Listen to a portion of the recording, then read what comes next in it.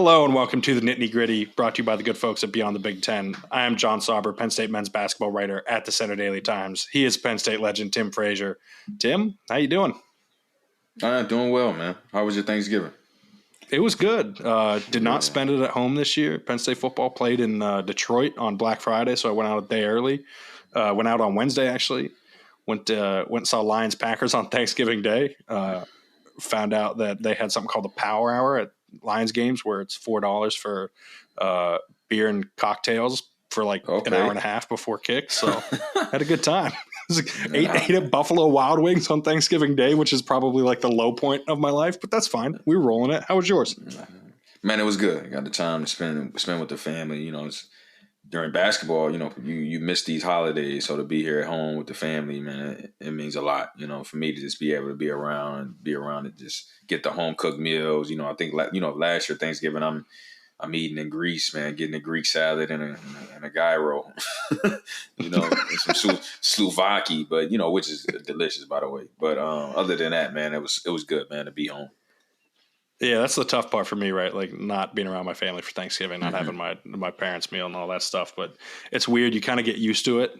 Even like in my line of work, right? Like I'll actually get to be home for Christmas this year because Penn State's playing in the Peach Bowl, which I don't leave till 26th. So that'll be nice. But yeah, no, I definitely. It's funny. Like you try to block that stuff out when you're just not there, so you don't have to think about the fact that you're not with your family and everything. But when you get home and you realize like all the stuff you missed and stuff, it's just not the same. But I was working Thanksgiving weekend. Penn State men's basketball was trying to work on Thanksgiving weekend. Yeah. It was not a fruitful performance, I'll say, right down in Kissimmee, Florida at the ESPN Events Invitational. The program lost and we can talk about these as kind of a whole and like the whole, the feeling coming out of that weekend before we get into what is the worst loss in program history, but have a really competitive game against Texas A&M, really good team, and then kind of came out flat against Butler and then VCU, and man, it felt like a missed opportunity after how well they played against A&M. I agree. When you watch that game against A&M, you see those guys. They had fire, they had intensity. It was some trash talk, and it was like, hey man, like we're here. It was what those guys had told me at Big Ten Media Day is about, hey, man, we're here to make some noise and we're going to do that. And you saw that in that A&M game, back and forth action. Big shot here from Kanye, big shot from Ace, like the big fella as well. Everybody was on top of their game, and they knew it was like, hey, man, we're on the national stage with the first game at a tournament. Like, it's time to put the world on notice. And, it's disappointing. Like, I mean, you lose a tough loss, and, losses come with the game. You win and lose some. But, the next game against, Butler, you sit there, you're like, okay, Butler's a good team, well coached, as well. And you're going out there and you're competing on a back-to-back, the next day. And they just started slow. And you just wonder if, man, hey, will they use all their energy or they're just not that ready to be able to bounce back from losses or big games. And then you kind of look at that. And then from there, it's just a trickle effect. And then I know it weighs on players as well, sitting there. It's like, hey, you know what, we're 0-2. We can't be the last place team in a tournament. We got to win this game. And it was just literally Cinderella set in stone that, hey, we're going to play against VCU, coach's old team, Ace's old team, a couple of other players' old team that transferred over. And, it was just so much tension. You could just tell them, like you saw the players, they're squeezing the rock hard. Like they're not, focusing on that. It was more of instead of a team game, it became a one-on-one game to prove for some of those guys to prove like, hey, man, like we made the right decision of leaving. And you could see it too, like with coaches, with the coaches as well, like just the plays, everything growing up. It was just, and, to top it all off, man, VCU had their fans there. VCU always travels well, and they had their fans there. It felt like a home game for those guys. And it's really unfortunate just to see, like, when you think about this team and how good they can be. And just right now, they're playing under their potential right now, which is, very, unfortunate. Yeah, and you mentioned VCU having their fans too. Like it's one of those things when you're at a tournament like that, fans so VCU has their fans there, and then you have the fans that are just there to watch the games. Yep. They usually gravitate to the team that's like the underdog or the Cinderella story, right? So like VCU's a Group of 6 school, Penn State's Power 6 school, right? They're going to be rooting against Penn State, so like things get going for VCU, and it snowballs. You mentioned the not coming out right against Butler on the back-to-back, like. that's something we asked Mike Rhodes about, right? On, I think it was that Monday, asked him about, did he feel like the team kind of let one loss turn into two, turn into three? And I had asked the question, and before I could even finish the question, like he knew where I was going, he said yes, right? Like, and he went into his answer about like, they just weren't, they kind of came out flat after that first loss. And that's the stuff that you kind of can't let happen. Right, like you can't let one disappointing moral victory, for all intents and purposes, right, against A&M, where it felt like they were at least like, hey, we can do this, like we're going to be able to do that. They can't go out then and do that against Butler, do that against VCU, and just kind of, I don't know, they got this ball rolling right now in a place that's really bad, right? You mentioned they're just not playing to that level right now. Frankly, I think it's in a spot where it's tough to see what the high end level is. And I understand like frustration by, fans are frustrated with it. If former players, former coach, whatever, like if people are really frustrated by this, because you look at those three games and it's like, man, that first loss, it's a fine loss. The second one, it's like, all right.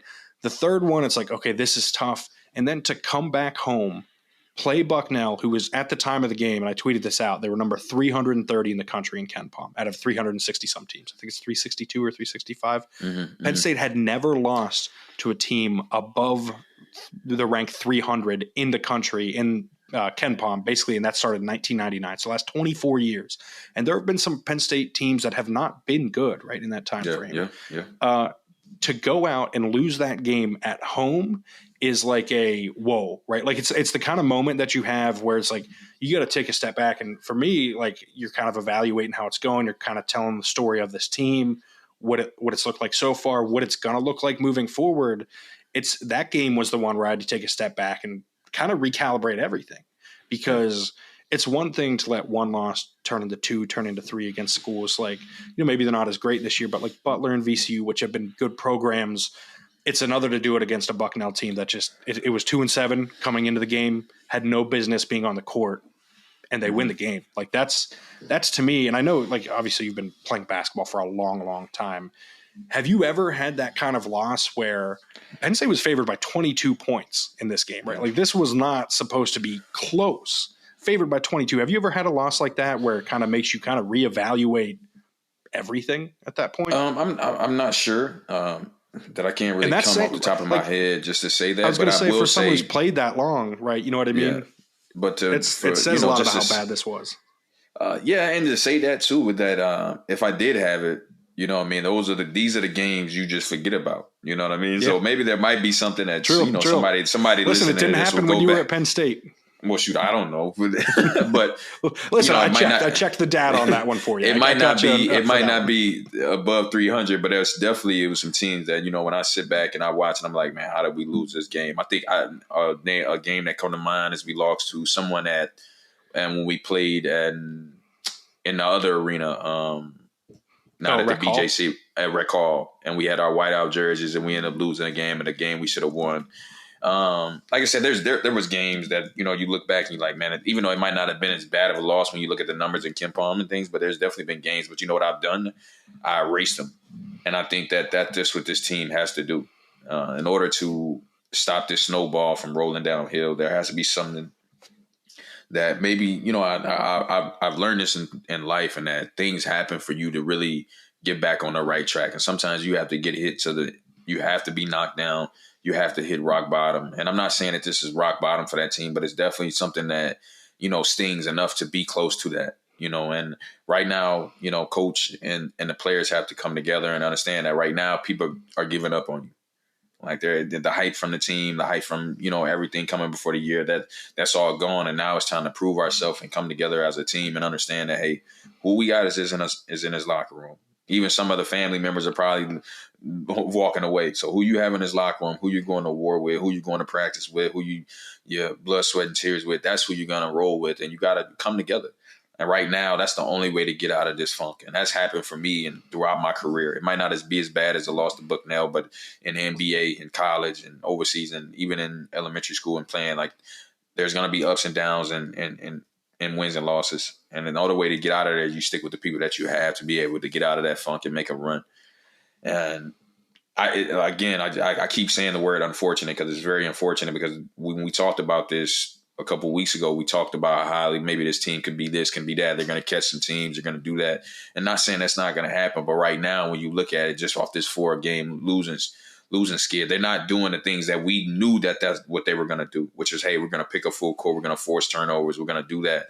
And they haven't even been doing that at a high level. So I think that's where you go back to. If I'm coach, if I'm the players, hey man, we got to go back to being who we are. And that's picking up full court, that's forcing turnovers, that's wreaking havoc, and let the other stuff fall. Because obviously we can go back and we can look at the numbers. Hey man, they're not shooting the three well. They're not doing this. They're not doing that, turning the ball over too much. Hey, you know what? Let's just focus on what our staple is, what we decided we're going to be. This is the type of team we're going to be. And just focus on that and let the other stuff come. Because what I do know is, like, when you're rolling and you're doing the things that you are doing great, the stuff that you don't do great, sometimes the basketball guys get to work, and then now you start making threes. Well, yeah, and it's interesting you mentioned the kind of this is all they got right now is who's in that locker room. And listen, I've seen it like on Twitter and stuff. Like, you see people saying like, well, I'm glad they lost early. I can give up on the team this, you know what I mean? In December rather than later in the year and all that stuff. And like, that really is it. I think the problem is, one of the big problems right now, though, is we don't know if they have the kind of guys that can bring you back from this, right, in that locker room. And I think that's tough to tell from the outside. It always is. But there were some comments from Mike Rhodes that I thought were really interesting. He got asked, and I'm curious for your opinion on this. He got asked by Nate Bauer, Blue White Illustrated, basically, do they have that energy guy that brings it no matter what? The kind of guy that's going to, no matter how bad it's going, he's going to bring the energy, he's going to bring the juice, he's going to hype other guys up, he's going to get them into the game. And Rhodes like laughed and said, when they're playing well, you know what I mean? So it's that kind of thing, like, where they've got guys that'll bring juice, but they're only bringing it when their shots are falling or when they're creating for themselves, or, you know, they're getting assists by creating for other guys. Like, to me, that's really concerning. Like, you have to have guys that are going to bring that energy no matter what. And listen, you've been on, like I said, a lot of teams, right? Every season at Penn State was a new team for you. Every team in the NBA, like, even if you're on the same team, it's a new team because it's a new roster every single year. What is it like when you don't have maybe that consistent energy, right? Like, is there a feeling of like, are you kind of looking around waiting for, like, can someone fix this? You know what I mean? Like, because it's when you don't have that one guy, like, it's tough. Well, I think part of it is, you know, that's a feel-good team. People say that all the time. Are you a feel-good team? And like, we would go in the game sometime. We'd be like, hey, this is a feel-good team. If we stop them from feeling good, then they'll fold. And right now, that's kind of how it looks. It's like, hey, man, if the shots aren't going, if Ace isn't doing, if he isn't getting what he wants, if Kanye isn't getting what he wants, if Puff isn't making his shots, like, if those guys aren't doing the things that they need to do, then they're going to fold and then they're going to press. And as far as when I say press, not full court press, I'm saying they're starting to press and drive into guys more than like force turnovers. And that's the thing that's happening. And then when you say, like, you need somebody that brings that energy, I don't know if it's necessarily the energy guy, but it's the guy who's the leader right now. And like, I think Coach, you know, I'm sure you were going to talk about Jon, but I think Coach kind of established that from the jump that it was going to be Ace, because, hey man, you A10 player of the year, you're coming over, you're the guy. Hey, I'm putting the ball in your hands. You're the leader, and he's not leading. If you, I think that's from the coach, from what I've read as well, is that he's not leading. And coach said that himself. He's like, hey man, I need Ace to be Ace and be the ace for this team, and he's not doing that. And I think that's more so what's needed more than, hey, the rah-rah or the bringing the energy and all that type of stuff, man. It's that because when the things aren't going well, who's going to pull this team together and be like, you know what, it's good, I got us, or we got each other. You know what I mean? Yeah. Who's going to, like, everybody wants to score the points, go out there and score 30, but hey, man, who's going to bring the team together when the things we're going well? And it's like, hey, man, we just need to stop. If we can get one stop, the other stuff will start happening. Who's going to bring the five together, and who's gonna rally us that way? You know, the energy goes. You know, energy is contagious, and when you have a guy like something that you can put in the game, and they're just gonna take off and just bring so much energy that it's just gonna go from top to bottom. Like I prime example is the dude Andrew Nimyard. Hopefully I pronounced his name last night. I watched the game last night. Yeah, that was a great game. And the playing game, you know, and he literally changes that game because he comes with all this energy, and just to top it off, it was so much better because he's playing his former team, so he's so juiced up. He's playing with energy, and it trickled all the way down throughout their whole team to the point where Tyrese started being Tyrese, Buddy Hield started being those guys, and that's what is needed right now. And it has to come from, you know, I mean, I hate to say it has to come from Ace, or it has to come from Kanye Claire, because most of the time you would think the best most of the time when it's the great teams or when the good teams happen, it's coming from the guys that are taking the shots. And those two guys are taking the shots. So even when those guys aren't making the shots, they need to be able to rally their team together and have them, hey, you know what? Hey, I'm missing, but hey, don't worry, I got you guys. Or, hey, man, let's get a stop right here. Hey, when I catch you on the wing, I attack him on a drive, hit him with a floater. You know what I mean? And I don't see too much of that. I do see it when I was saying a feel-good team, because you saw it in the A&M game. Back and forth. They playing hard, dapping each other up, diving on the floor, competing. And then but from there, it was just like these last 3 games, you kind of just see it in spurts when it wasn't necessarily it needed to be done throughout the whole entire game. Yeah, and I'm glad you mentioned what Mike Rhodes said about Ace, right? Because that was one of the things that I was like kind of hung up on, right? Because I had asked that question. This was yesterday, Monday, December 4th, like at the press conference that we had, like Ace didn't start twice so far this year in 8 games. Right. He started every game at VCU. Every game he played in at VCU, he started. So he didn't start a quarter of his games already at Penn State. So I asked Rhodes, like, what is like? Do you need? Are you getting the same Ace Baldwin at Penn State that you got at VCU on and off the court? And Mike was pretty unequivocal, right? He straightforward with it too. He was like, I need a better version of Ace on and off the court. And he said he loved him. You know, that bond is clearly strong between those two. They've been through a lot together, but he was very clear that he needs a better version of Ace on and off the court, and that Ace knows that, and that Ace is going to get better and everything. But until that happens, you're right? Like this has got to be the guy.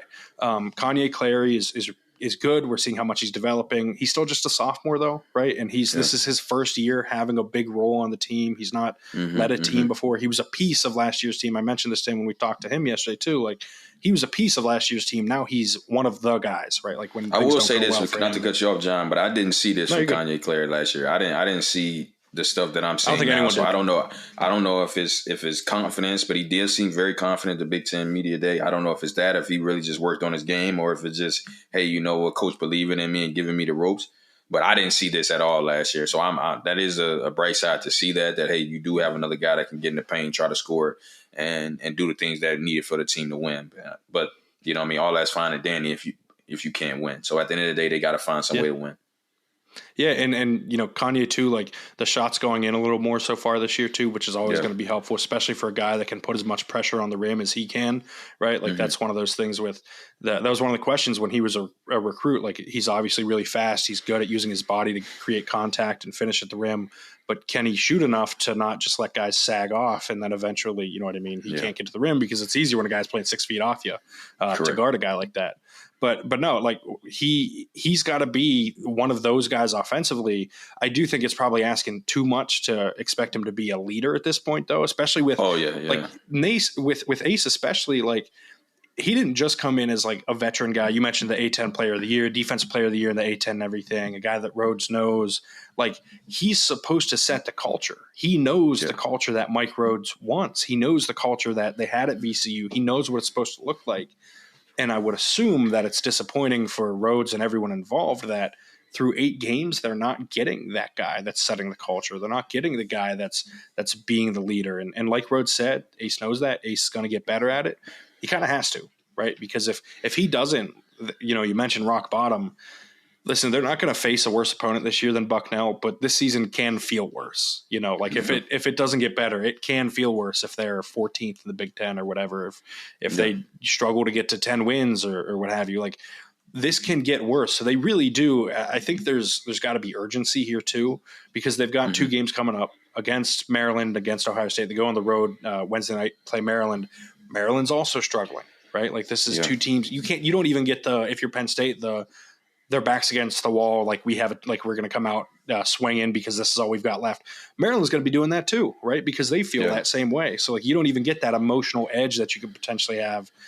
It's going to be, man. I got to say, you mentioned what we said a couple weeks ago about how this season's going to go.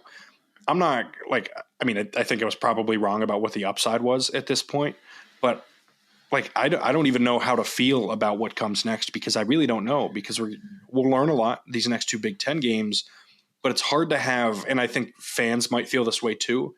It's hard to have confidence in the team when you just watched what you just watched, right? Like they need to get that kind of sour taste out of their mouth. They need to get out of the fans' mouths and let them kind of move on so they're not just dealing with we lost to Bucknell. Where do we go from here? Right. Like, and if they don't come out of these next two with a win, like if they drop to 4-6, I know they're not easy opponents with Maryland and Ohio State, but man, this is like, they just need it to end, right? They need to do whatever they can to get one, to get their confidence back. And I think that's the motto going into the game against Maryland. Hey, man, we got a team that's, struggling just like us, and this is a must win. This is something that we got to get. Like, there's no, like, we got to do, if we got to use everything, somebody has to pay the whole game, whatever it needs to be, we got to get this game. And that's what it's going to be. And we know just how losses can become a snowball effect and roll down the hill. Wins can do it as well. And we saw it with the teams before.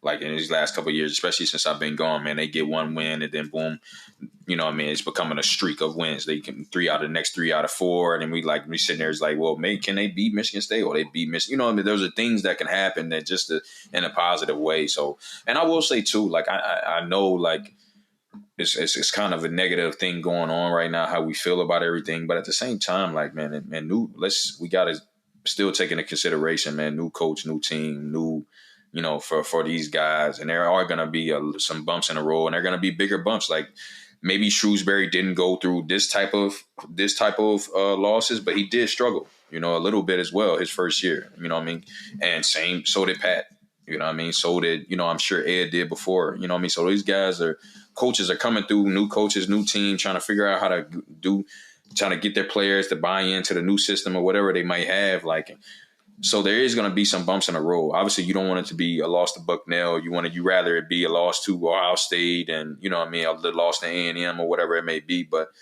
you don't want that. You don't want it to be something that's going to just trickle and just take over your whole season. But there are some bumps in the road. So I know there are fans and there are people that like, man, all right, like you said, man, well, now I don't have to watch them. I know they won't make the tournament and this and this and that. But at the end of the day, like, we're not hitting home runs here. We're just trying to be the best team. Like I told you last year, you got to be the best team you could be at the end of the year. And if that's NCAA tournament, hey, that's the goal was achieved. If it's NIT, if it's, hey, we're 500, if, hey, we made some noise in the Big Ten, hey, we're playing our best basketball right now.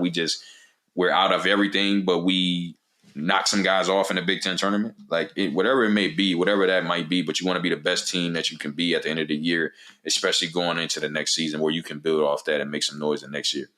But this year isn't finished. Like my thing of this year isn't finished. We got time, and I don't know, it's possible. All you think, like you said, the things that we're saying is we're not pulling something out of our hat. We're not pulling a rabbit out of our hat. Hey, we need ace to be ace. We need a leader.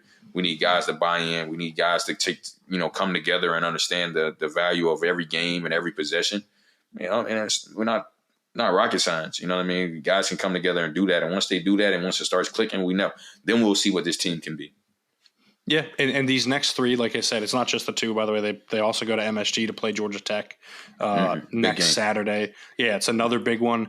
They do have 2 more. I was wrong when I said they don't have a team worse than Bucknell. They actually play Lemoyne, who is ranked 357th later this year. Mm-hmm. So, I guess if you want to point to if it can get worse, it's that. But listen, they're gonna win those games against those 300+ teams in all likelihood.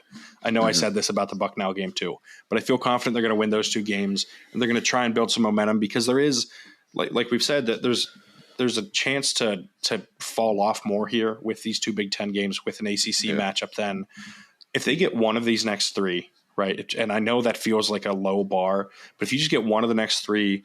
Get those 2 easy ones and get into January just feeling good about yourself. It can make a world of difference. And like you said, like the goal, maybe it's not to make the NCAA tournament anymore. Maybe if it gets worse, it's not to make the NIT. But maybe you get to 500 and you win, 3 or 4 to finish the season, and you feel good, right? And you feel good about what's happening next year because Micah Shrewsbury did not make the NCAA tournament in year 1. I'm not saying they're going to make it in year 2 with this program. Under Mike Rhodes, like I think it would be an unfair expectation at this point to put on fans to expect that. Yes. And listen, it's on Mike Rhodes to get them to the point where they can make it because that at the end of the day, that's what the money's for, right? Like that's his job in all of this. But if they can get to a place where they feel good going into next year, and I'm with you, like I'm not burying this team this year. But it's just not good right now. It's tough to go in and say, "Oh, they'll be fine," right? Like, but there's a lot to fix. But if they can get to a spot where they can feel good about the end result, even if it's maybe not one they would have felt good about 2 weeks ago at the end of the season, then I think there's something to be said for that, right? Because they have to build something. There has to be kind of proof of concept here, because we've been talking about all this big picture stuff and everything, and what we think their goals can be and everything. But the on the court product right now is not good, right? Like it's not living up to what it was supposed to be. You mentioned, havoc and like what this defense is supposed to look like under Mike Rhodes. They're just not. They're letting guys blow by them on the ball. They're giving up way too many open threes. Like shots aren't falling. That's a big problem, but I think that generally rectifies itself, right? Like it's just kind of the math ends up working out how it works out in the end. You usually get to that kind of medium watermark as long as you have good enough shooters. But the defense to me is like really concerning, because we talked about in the preseason. We'll find out if the defense is going to work in the Big Ten. It hasn't worked against some teams that aren't even Big Ten teams. And it does have me at least concerned that, okay, what's this going to look like in January, February, and March? And I think right now it might be too early to tell, but the signs are not necessarily great. Yeah. Like you said, we've been saying it all this whole clip, man, is like I said earlier too, man, is disappointing, but I still got faith in them, I believe in them. And I know you do too, man. You want them to turn this thing around, because when Penn State basketball is doing well, it brings a lot to the school as well. Obviously we know the football program. They're more fun to cover. You know what I mean? Like I got to cover the NCAA tournament last year. Exactly. It's more fun to cover, especially when you got fans in the seats, and the BJC can be something that can really be a tough place to play at when it's full. And so we just you want the guys to just give it their all and play the best they can play. And obviously they're in a funk right now. The only way to end, you got to look up like this, man. And I've been there before. I'm telling you, you lost a couple games, kid, and you're like, damn, all we got to do is get one. Let's just get one. You know what I mean? Literally, we get one, and after that, it's like, all right, let's get the next one now. It happens like that, and you never know where it can come and where it can the end can be for that. So I'm looking forward to this game against Maryland. I hope they, come out and come with some fire, because, they got to have some type of fire. I'm sure the last couple practices at the Bucknell had to have been, bloodbaths, or I don't even know if I can say that now, but and they had to have been. Well, listen, this is the interesting thing though, that like Rhodes, at least my impression of him was that he was a fiery guy. Mm-hmm. I didn't get that feeling coming out of this, right? Like, and I think we've seen a lot of coaches have gone to this anyways nowadays, right? Where you're like, every kid's different, right? Not all players are going to respond to the same thing. And it's they're trying to be empathetic and like maximize the guys and reach them the best way they can. He wasn't as fiery as I maybe had anticipated. He was definitely disappointed, and he said it. He said it's not good enough over and over and over again. Like, he took full responsibility as the head coach should and does, and good on him for doing that, right? Like, he's not going to throw his players under the bus for he said they had to be better, but he said it came back to him at the end of the day, which I think is the right way to handle that situation. Yeah. But yeah, there was a level of disappointment, and he said a couple of times, I thought it was an interesting comment, like that he knows what he signed up for, and like with everything here, which I don't want to dive too deep into that because I don't want to put words in his mouth or anything. I just thought it was interesting that he said that. But yeah, I think like him taking accountability is good. The players also have to take accountability at the end of the day. But yeah, I just got a sense of, I don't know, just like frustration and sadness more than anything. And not to say he doesn't want to fix it. He does, and he wants to, but maybe less anger than I had anticipated. Yeah. I mean, for me, even as a player, when you see, I think when you see that your leader, your coach is more disappointed, it's like your parent, like, right. It's when your parents are mad at you, like, they're mad at me. But when they're disappointed, that means so much more. So, man, I'm hoping and I'm assuming that those guys understood. He's like, man, you know what, man, like, we got to pick this up. Like, and for ourselves, for coach, for everybody that's behind the scene, for former players, for you guys, people covering us, like, we got to change this around because, man, we talked a big game. We said we're going to make noise. We're going to do this. And we're going to do what we need to do. And, like, we're not showing that right now. And again, it's still early. You know what I mean? We're not sinking the ship right now. Like, but it has to change, and it has to even if they don't win, you know what I mean, the next 3 games or whatever it might be. But there has to be a better showing than what it was shown in Bucknell and VCU and the rest of those games. It has to be a better showing. It has to be a competing. We want to see the team against A&M. And that's the team we want to see. We want to see the team against A&M and let the ball and let the dice roll how they may. But at the end of the day, you're going to win some, you're going to lose some. The same thing that we've said before. Like we think that his style of play is gonna win some games because it's gonna wreak havoc. So go out there and we need guys to go out there and wreak havoc. Leave it all out on the floor. You know what I mean? It's just now what you know what I mean. I don't know. Final have they? I'm assuming they almost are finished with finals, or they're going into finals. I think finals week is either this week or next week. It's nice that I don't have to think about this ever again. Every finals week, I'm reminded that I don't ever have to think about finals week. It's not my sixth year of not giving a shit of when finals are. It's great. I love you, man. I'm 10 years out. I'm like finals and tests, and I don't know none of that, man. But now I'm just hoping that the guys can get through past finals, and then they can really turn this thing around. Because hey, nobody's on campus. It's just us, man. Let's focus on this. And I'm not sure the whole Ace thing, but hopefully he can lock in too. And I understand, big campus, new things, new people. You know what I mean? Whatever it might be, So you just got to make sacrifices. And I think I told these guys too, as far as, and I've said this to other players as well, like younger players when I speak, and I just tell them it's like every action has a reaction. So whatever you decide to do, sometimes if it's eating bad, if it's going out, if it's not, watching film, that night, or putting up shots there tonight, all that stuff has a reaction. And right now, how bad do you really want it? Like, hey, you want to win this game for the teams, you want to do the things, and at the end of the individually, you want to play better. Because I know he's sitting there like, man, I'm not playing to the capability that I can play. I know I can. My assists are down. I'm not sure how his points are. Might be around the same, but the points are bringing in wins. So at the end of the day, he has to do that, and it goes all the way down to Kanye, to Puff, and I name these guys because they were at Big Ten Media Day. So those are the guys that we're expecting to be able to carry this team and do the right things. And so those guys have to just make the sacrifices, just like everybody else, on that team as well. Make that sacrifice and understand that, hey, Christmas break, hey, it's time to turn this season around and start going back up this hill and not down it. Yeah, and I think that's a good way to leave it for this week, because that's kind of where they're at, right? It's make or break time. I know it's weird to say that in December, but 0-3 over the next 3 is going to be it's going to go to a bad place if that's the case. You're right. They need to get it. They need to get it going uphill again. But like I said, I think that's probably a good way to leave it this week. As always, you can find Tim on Twitter at TimFraze23. You can find me on Twitter at Jon Sauber. Thank you for tuning in. Have a great day. See you.